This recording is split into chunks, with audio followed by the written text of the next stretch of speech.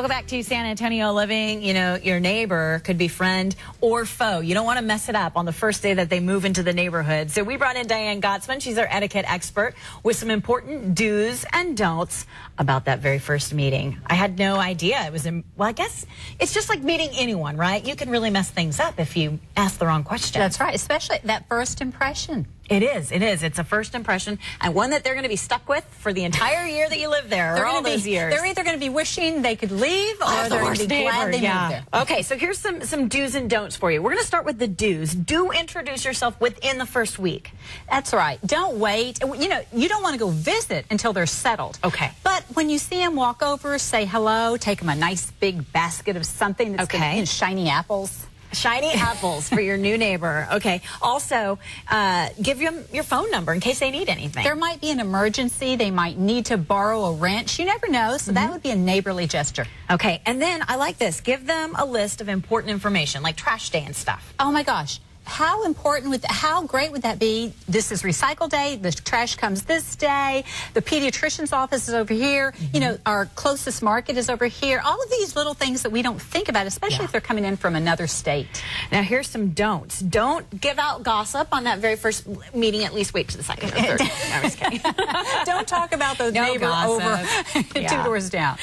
Don't pressure them to join your book club.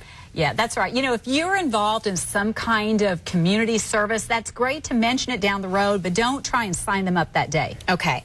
Don't ask personal questions. Like, when you say that, what's a personal question? So say I just moved in. Like, are you going to say, where's your husband, Shelley Miles? Do you have one? Yeah. Are those your children or are they stepchildren? Are you married or are you just living together? These are all things people say, believe it or not. You know, these are emails that I get. Okay. So, you know, don't ask personal questions. They're going to tell you what they want you to know. But it's okay to ask, like, where'd you move from? Where did you move from? Okay. Don't ask, how old are you, Shelley Miles? Less than 40. Lucky you. Show off. I know. Dave tried to get me on that one before. Okay.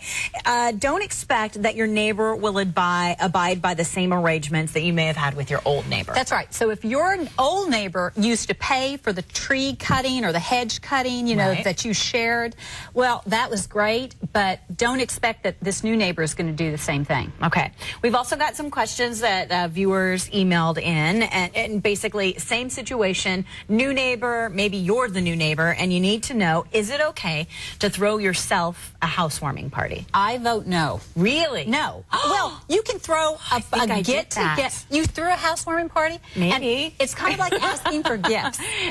So you can throw a party, but make sure, I'm not saying don't throw a party, but just make sure it's not posed as a, you know, you're asking don't call for it my housewarming party? Well, just to get together in my new house? Gifts, please. Okay. Yeah.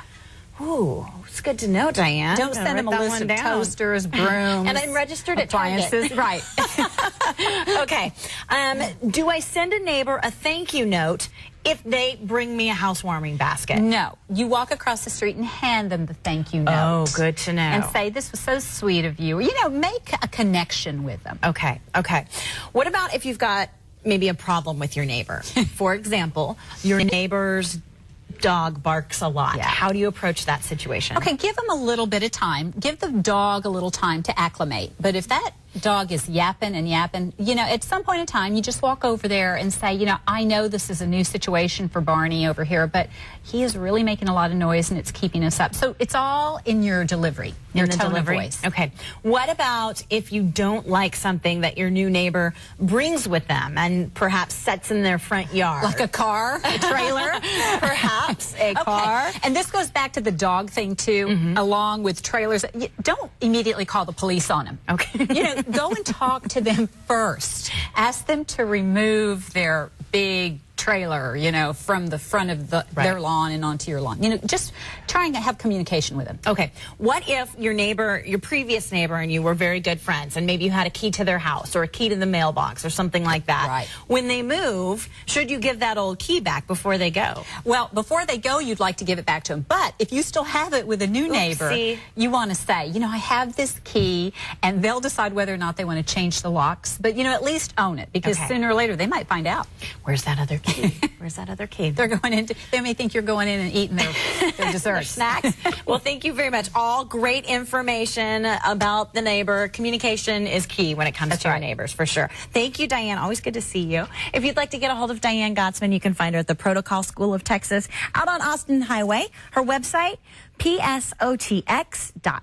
You can also go to dianegottsman.com or give her a call at 826-7400. That's 826-7400.